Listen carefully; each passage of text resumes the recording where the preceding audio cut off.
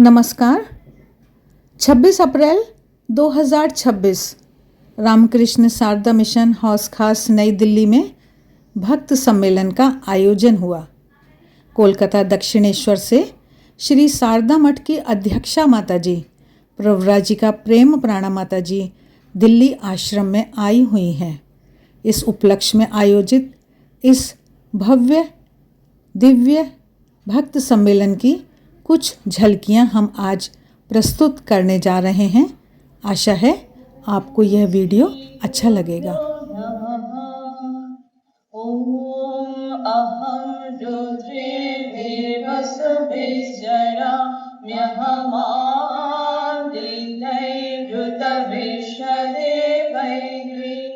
अहं मित्रा वरुणो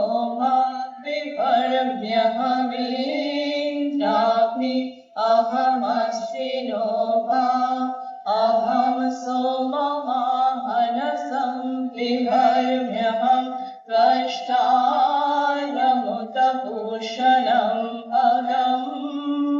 अहं दधामि द्रविणम् अविष्मते सुप्राप्तिः यजमानाय सुन्वते अहं राष्ट्रे संगमनि वसूनां चिकीर्षि प्रथमाय कियानां तामां देवावदद्भुपुरोत्रा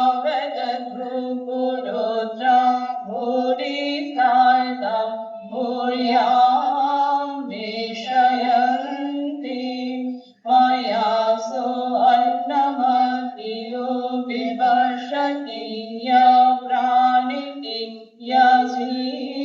श्रीनो दुग्धम् अमन्तव्योमन्तौ वक्ष्यन्ति श्रुति श्रुतं सर्विदं ते वदामि अहमेव स्वयमिदं वदामि जुष्टं देवेभिरुतमानुषेभिः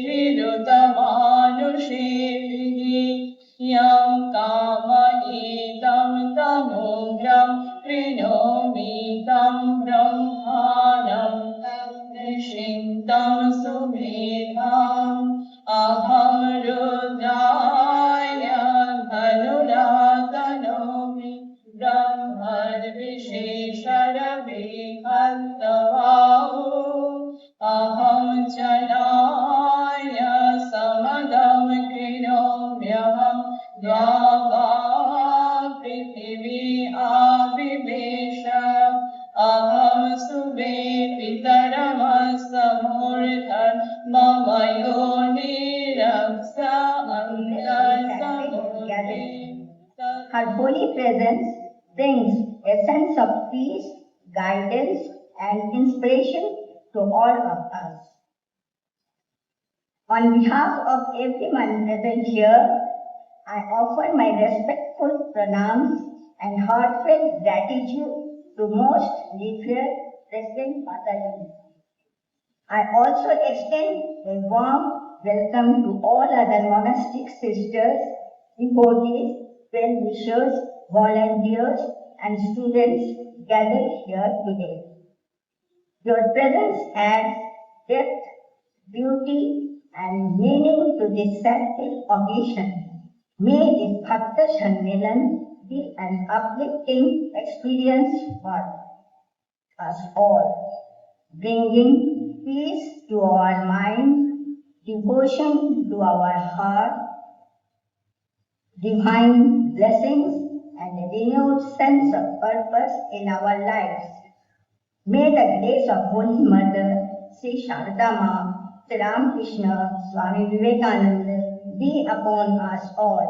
Jai Ma Sharda.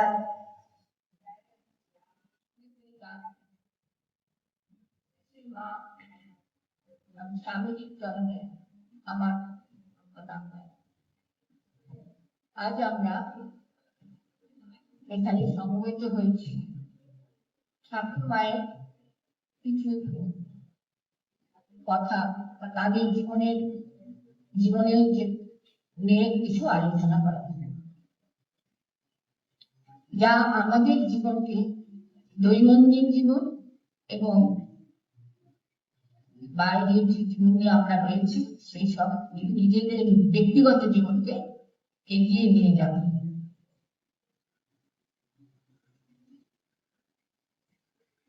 শ্রীরামকৃষ্ণদেব এবং শ্রী শ্রী মা দুজনে এসেছিলেন মানবের কল্যাণের জন্য, মানব জীবনকে পথ দেখাবার জন্য। কেমন করে আমরা চলবো, ভাববো, চিন্তা করবো, পরস্পরের সঙ্গে আমরা কিভাবে কথা বলবো, কিন্তু সব কিছু সমস্ত খুঁটিনাটি কিন্তু ওরা দেখিয়ে দিয়ে গেছে নিজেদের জীবনে। কথাগুলি তো আমরা দেখতে পাই শ্রীরামকৃষ্ণদেব শুধু যে যারা সন্ন্যাসী হবেন তাদের কথা বলছেন বা তাদের সঙ্গ করেছেন তা নয়, ভক্ত সঙ্গ। সেই সব ভক্তরা কথার মধ্যে যাদের আমরা পাই, সেই সব ভক্তরা কিন্তু সাধারণ ছিলেন না। এবং আগে যে আমরা ভক্তদের দেখছি ঠাকুর মায়ের চিন্তা ভাবনায় রয়েছেন, তারাও কিছু কম যান না। এইটারই প্রভাবটা আমরা বুঝতে পারি।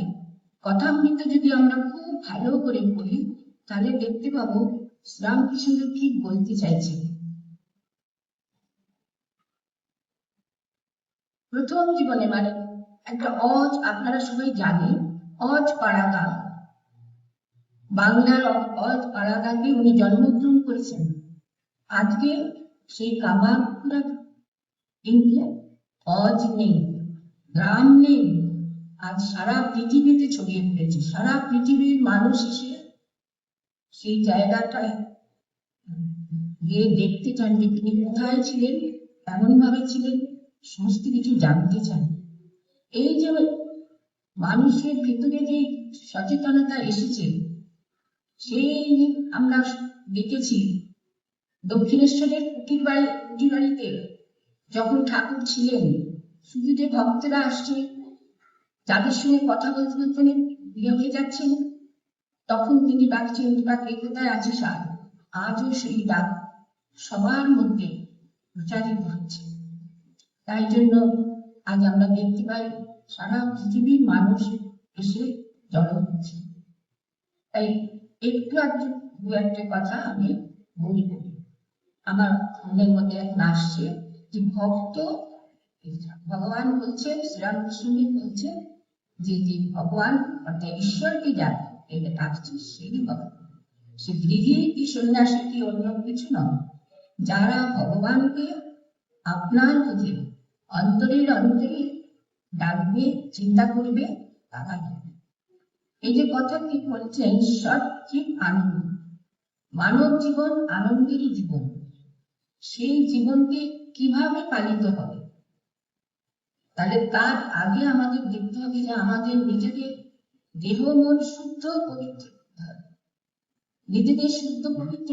উনি বলছেন উনি তো স্বয়ং ভগবান, কিন্তু একটা কথা মনে রাখতে হবে, উনি শরীর ধারণ করেছেন, যা আমাদেরকে দেখাবে যে শরীরে যখন শরীর ধারণ আমরা করব, কি নরদেহ বলছেন, নরদেহ যখন আমরা ধারণ করে ঠিক নরদেহের মতনই আমাদের কার্যকলাপ থাকবে, শরীরের সব কিছু থাকবে, তার উপরে কিন্তু আমাদেরকে মনটা নিয়ে যেতে হবে। এটা অত সহজ নয়। আপনারা জানেন ঠাকুরের যখন সেই কাশি দিয়ে যখন অসুস্থ হলেন, গলায় ক্যান্সার হয়েছিল, বলছেন আমি খুব কষ্ট পাচ্ছি, কিন্তু সবাইকে দেখছেন উনি আনন্দে আছেন। তার কাছে যারা ছিলেন, কি ভক্ত কি সাধু, তারা কিন্তু বুঝতে পেরেছেন। তার জন্য এই যে আনন্দটা ওরা পেয়েছেন ওনার কাছে, তাই বলছেন আপনি তো আনন্দে আছেন। তখনও তারা সাধু জীবন নেননি, কিন্তু তারা তার সঙ্গ করে তারা সাজিয়েছেন। প্রত্যেকটি ভক্তকে উনি বুঝিয়ে দিয়েছেন সাধু জীবনের আসল হলো সচিব আনন্দ, ভগবানকে ডেকে তার আনন্দ পাওয়া। কিভাবে উনি দেখাচ্ছেন দেখুন। দক্ষিণেশ্বরে উনি রয়েছেন, সঙ্গে কাকে আনলেন? ভগবতী শ্রী শ্রী মা। কেননা মানব জীবনের পথ তো একা চললে চলবে না, সবাইকে নিয়ে চলতে হবে। তাই জন্য উনি দেখালেন সংসারে কিভাবে থাকতে হবে, সংসারে থাকতে গেলে কিভাবে চলতে হবে। শ্রী শ্রী মা গেলেন। সত্যি তো ঠাকুরকে আমরা দেখতে পাই যে ঠাকুর আনন্দে বিভোর সদা সর্বদা, ওনার কোন রকম নেই। স্বয়ং মা বলছেন যে তোমরা যদি কাজ না করো আমাদের কে খেতে দেবে। ঠাকুরের কিন্তু মধুর বাবু ছিল, আমাদের কিন্তু নেই। সেজন্য আমাদেরকে কর্ম করতেই হবে, কাজ করতে হবে। আর মা, শ্রী শ্রী মা কিন্তু সেটা নিজের জীবন দিয়ে কেমন করে করতে হবে এই ছোট্ট দক্ষিণেশ্বরের সেই নহবতে হেঁটে বুঝিয়ে দিয়ে গেলেন। তারও আগে আমরা জানি জয়রাম বাটি তিনি যখন ছিলেন ছোটবেলায় ওখানে গিয়েছিলেন, ভাই দেখলে অনেক চিত্র থেকে অনেক কাজকর্ম করতে হয়েছে। কিন্তু যখন উনি দক্ষিণেশ্বরে গেলেন ঠাকুরের কাছে, তখন দেখছি যে ওই আপনারা নিশ্চয়ই দেখেছেন দক্ষিণেশ্বরের সেই নবমীখানা, সেই ছোট্ট ঘরের মধ্যে এখনো ভাবুন আপনারা যে কিভাবে ছিলেন। যখন যারা তার সঙ্গিনীরা সব আসছে তারাও থাকছেন, ঠাকুরের জন্য সব জিনিস থাকছে সেগুলোও রাখছেন, রান্না করছেন, কোনো কিন্তু অনুযোগ নেই। কতটুকু দূরেই ঠাকুর রয়েছেন হয়তো কোনোদিন দর্শনই হলো না। এইরকম সময় আনন্দের যে একটা ছিল, উনি নিজে বলছেন তখন মনের মধ্যে একটা আনন্দের পূর্ণ ঘট বসেছিল। সেই পূর্ণ ঘটটায় আমাদের দেখাবার জন্য বোঝাবার জন্য তারা এসেছিলেন এবং ঠাকুর রেখেও গেলেন। ঠাকুর যখন চলে গেলেন তখন বললেন আমি কি করেছি তোমাকে অনেক। এই যে আমরা দেখতে পাচ্ছি যে পরস্পরের সঙ্গে আমাদের মতামত এবং মতামত এমন থাকলে মতামত থেকে আলাদা, কিন্তু সেটা যেন মনান্তরে না, সেটা কি গৃহী কি ভক্ত কি সাধু, এই যে জীবনের আমাদের উদ্দেশ্য একটাই লক্ষ্য, সেটা হলো ভগবান ভাবে চিন্তায় নিজেদেরকে আত্মস্বরূপ আমরা যে ভগবান ভাবে, এটা আমরা সত্যি সত্যি বলতে পারি যে এই মুহূর্তে আমরা চলে যেতে পারবো, আবার কতদিন থাকবো আমরা জানি না, ওনারা জানি। সেইখানে এইটুকু সময়ের মধ্যে কত সুন্দরভাবে জীবনযাপন করা যায় আজকে আমরা বুঝতে পারি। যে ঠাকুর এবং মা যে পথ দেখেন, ঠাকুর কিন্তু জোর করেননি কোথাও। যখন প্রথম উনি রামচন্দ্র দত্তের বাড়িতে আসছে তখনকার কলকাতা কিন্তু একদম অন্যরকম ছিল।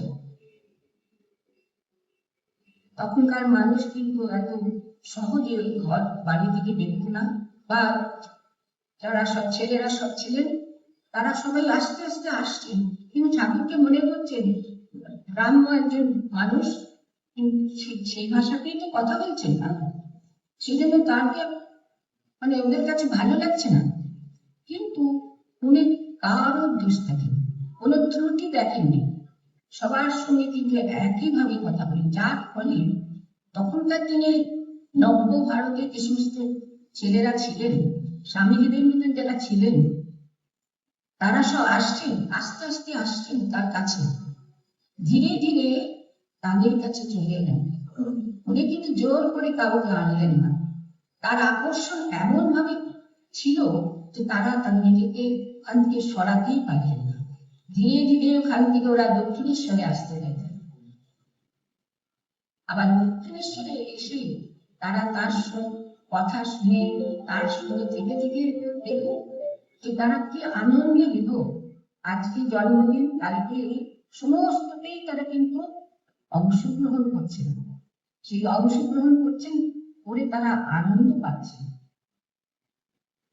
সেই আনন্দটা কিছুই নয়, ভগবত আনন্দ। ভগবানের সঙ্গে একত্রে থাকা এত সুন্দর সহজ নয়।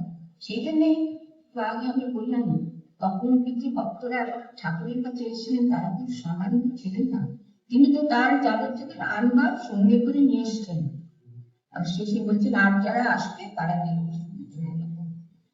যখন আসবে তারপরে উনি এই কথাটা বলবেন। সেই সব ভক্তদের মারফত আজও যে ভক্তরা আজকের দিনে, আর স্বামীজি কি করলেন দেখুন, স্বামীজি তো বিদেশে চলে গেলেন, দেশে সারা ভারতবর্ষ ঘুরে দেখলেন যে মানুষের কি দুঃখ কি কষ্ট, আর বিশেষ করে মেয়েদের। আজকের মেয়েরা আমরা বুঝতে পারবোই না যে তখনকার কি অবস্থা। আজ আমরা অনেক স্বাধীন, অনেক এগিয়ে যাচ্ছি, অনেক পড়াশোনা করছি, অনেক বড় বড় কাজ করছি, কত কি করছি, সত্যি সত্যি আমরা এই জীবনের যে আনন্দ আমরা সেটা যদি বুঝতে চেষ্টা করি, তাহলে দেখবো ঠাকুর মা যে এসে পর দেখিয়ে রেখেছেন আমরা ঠিক সেইভাবে। কোথা থেকে এখন আসছে, কতজন তো আসেন, এখনো কত মানুষ আসেনি, তারা জানেই না, কিন্তু ঠিক একদিন না একদিন তারা বুঝতে পারবে। এই জন্য আমাদের হিন্দু শাস্ত্রে জন্মান্তর ঘটেছে। তাই আমরা এখন যে জন্মে আমরা কেউ কষ্ট পাই, কেউ ভালো থাকি, কিছু কিন্তু আমরা বুঝতে পারি না, আর ভাবি যে কেন পেলাম, কেন এলাম, তা না, আমরা জন্মে জন্মে কি করেছি আমরা জানি না, ওনারা জানে।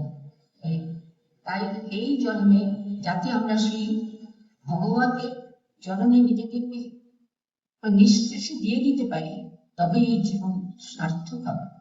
তার জন্যই তাদের আশা, এবং তারা এসে আমাদেরকে পথ দেখিয়েই দিয়ে গেলেন, এবং মা তার শেষ পর্যন্ত থেকে সকলের জন্য এই প্রার্থনা করে গেলেন যে তোমাদের একজন মা আছেন, যে আর তার উপরে নির্ভর।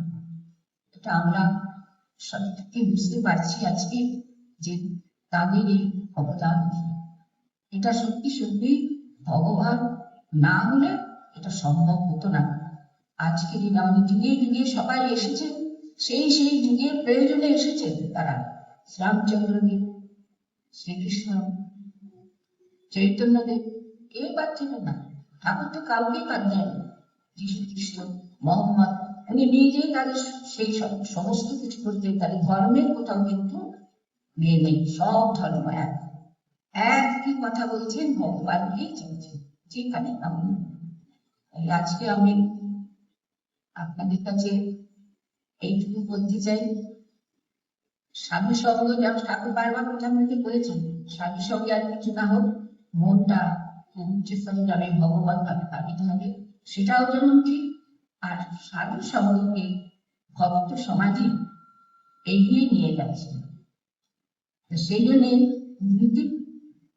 যেমন বলেছেন একটা পাখি দুটো ডানা থাকবে, যেমন কথা বলেছেন, সমাজের এই দুটো থেকে কিন্তু আমাদেরকে এই ভগবত ভাবে ভাবিত করতে গেলে ভক্ত এবং সাধু সম্মিলিত জীবন কিন্তু আমাদের প্রয়োজন। সেই জন্য সাধু চিত্ত বলেছেন, সাধু ধীর স্থির শান্ত শান্ত, আর তর্কের কোনো প্রয়োজন নেই, ভগবান আছেন এটা অতি সত্য কথা এবং বিশ্বাস, তাই বলেছেন বিশ্বাসে মেলায় বেশি তর্ক। সেজন্য আমরা যদি ঠিক ঠিক শ্রী শ্রী ঠাকুরের হাতকে নিতে পারি, গ্রহণ করতে পারি, শ্রী শ্রী মায়ের চরণে নিজেকে সমর্পণ করতে পারি, এবং স্বামীজির অনুসরণ করে চলতে পারবে, তাহলে আমাদের নিশ্চিত আমাদের জীবনে সত্যিকারের আনন্দময় হতে। এবং নিজে যদি আনন্দ না পাই, অপরকে তো আনন্দ দেওয়া যাবে না, তাই আনন্দের ভিতরেই আমাদেরকে থাকতে হবে, সেই আনন্দে সকলের মধ্যে দেখা যায়। এটাই সৃষ্টি ঠাকুর মার কাছে আমার আজকে আপনাদের জন্য প্রার্থনা, আপনারা সবাই ভালো থাকবেন।